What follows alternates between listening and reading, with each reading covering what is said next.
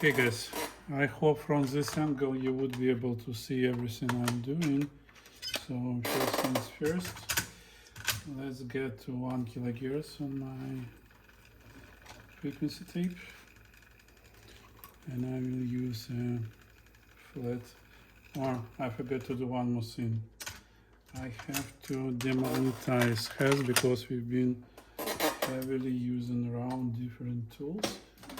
So just to save my tapes and make sure that parameters will be proper, let me use the magnetizer. It looks like that. So I will just go around all the tools, all heads. So you would have everything clean and demagnetized. So not necessary magnetic fields will be affecting our results.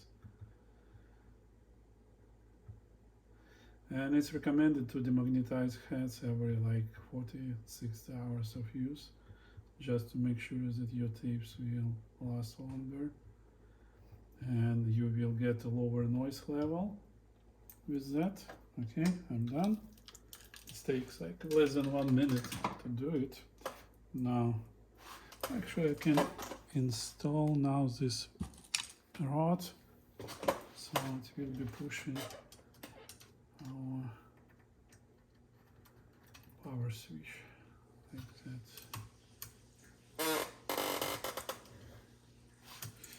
Now I can connect power back and turn on it from the front panel. Good. Still. Let's rotate to 1 kilohertz.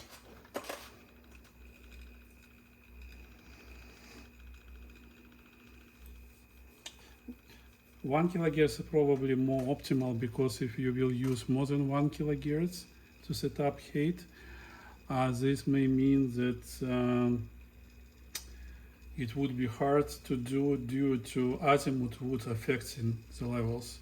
And if you will go on the lower, like 400 hertz, it's still possible, but it would not be so precise. So the range of like adjustment will not show you good what you're doing. Okay, I believe I'm already get too far. Let's get back to 1 kilohertz. Should be somewhere right here. No, still 400 hertz. Oh, you see, we almost have azimuth. So I was using just my eyes. Okay, 1 kilohertz. So here you may see levels. That's where I will be looking for the levels on the millivoltmeter. And I will be tuning the height screw on the playback head. Here it goes up and goes down again. You see, down, getting up, maximum level, and gets down again. So I will leave it on the maximum level. Okay, and now I may do first adjustments for the azimuth, wrong direction, and its proper direction. Okay, you may see on the oscilloscope that the azimuth, the first iteration, looks fine, and I may check the height again, like if I can do more. Now it goes down, goes down. Yeah, that's the best position. And now I can readjust azimuth again. So, okay, that's the best as I can get with 1 kilohertz. I can show you Lisa Zhu. It should be a flat line. You see? Okay. Good. Now I will fast forward for the high frequency for 10 or 15 kilohertz and set the best spot for the azimuth.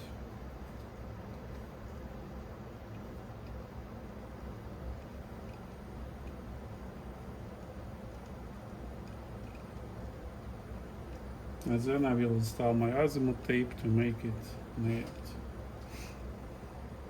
And I believe it should be very close with this tape. But it works pretty smooth. Tape transfer is quiet and quick. Okay, here we get 15 kilohertz. And you see azimuth is a little bit off. Here, see? By biggest point. Just right. Okay. Keeps well, a little bit left, right. But nothing serious. Okay, now let me check the speed. Use my speed tape.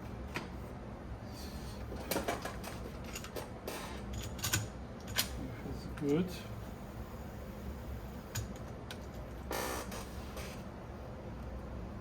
Maybe bigger.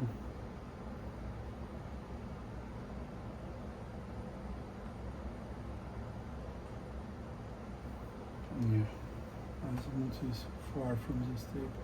Okay, 3151, 3151, 3149, 3151.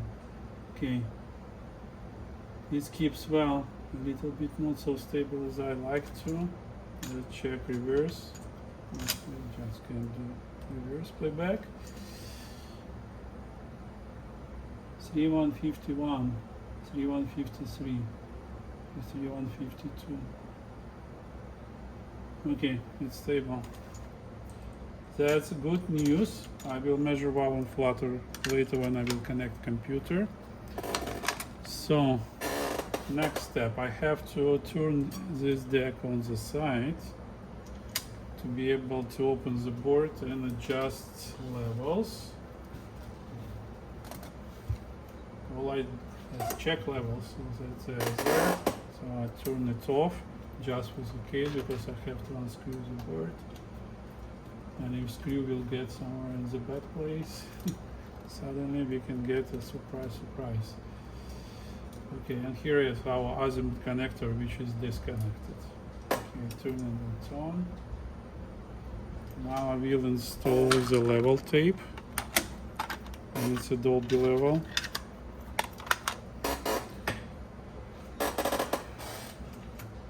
Let's check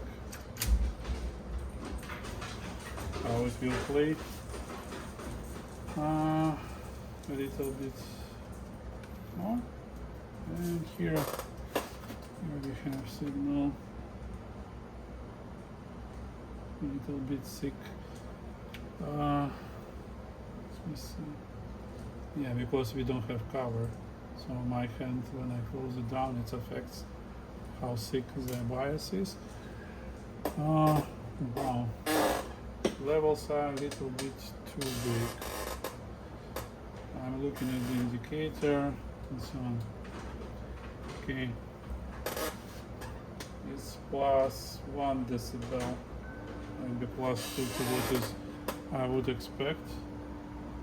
So let me see if my hand, no, it doesn't change much. Okay, here is my plastic pin. I have to reduce levels a little bit.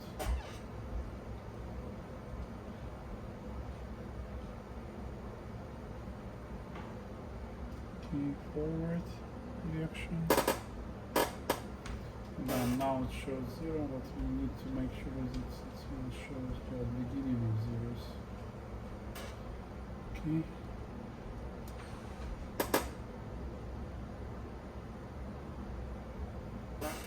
Okay. And I will measure later. I have to disconnect the cable. I need to measure the exact voltage. Now, let me check. Now, yes. So now it's proper level. Plus 1 here. Good. Interesting. Let me adjust it more evenly. with this pot works not even. It's output volume, it's just 1 decibel difference. Okay, done. But according to indicator, it's not. Should be like that. Okay, so maybe just top position, because everywhere else is more or less fine. Okay, 0 decibel, got it. Now I have to reverse tape. I made the same operation for the reverse playback.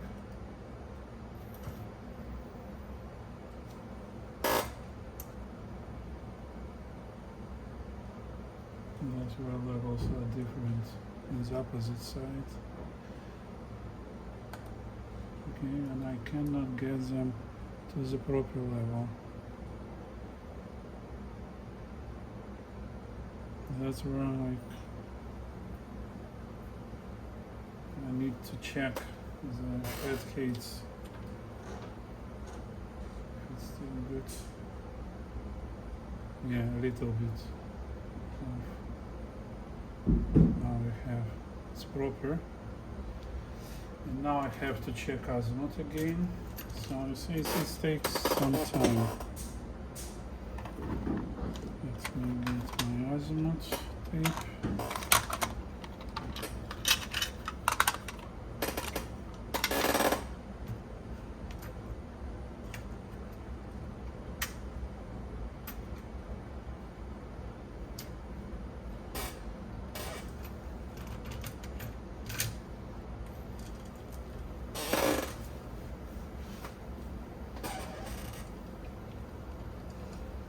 It's always better to check both directions if possible, right?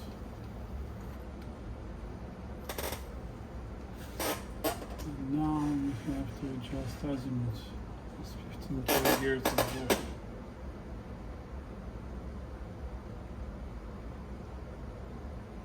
Here we go.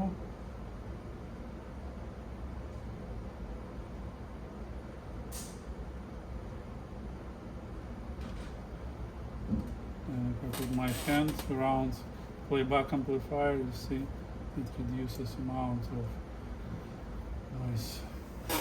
Each rollers I bit used till I go left and right a little bit. Okay.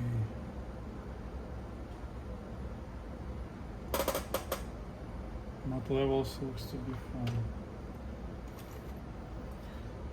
Now let me see. Reverse playback. Oops. There we go. Yeah, you see phase is correct. But for some reason reverse playback levels are too small. Now I already put them on the maximum.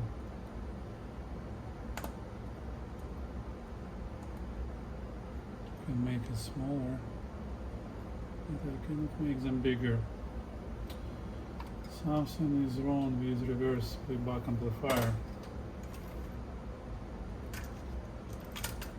Let's see forwards.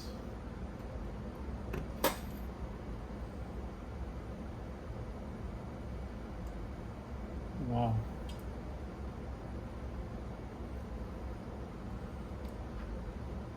What's wrong with the levels?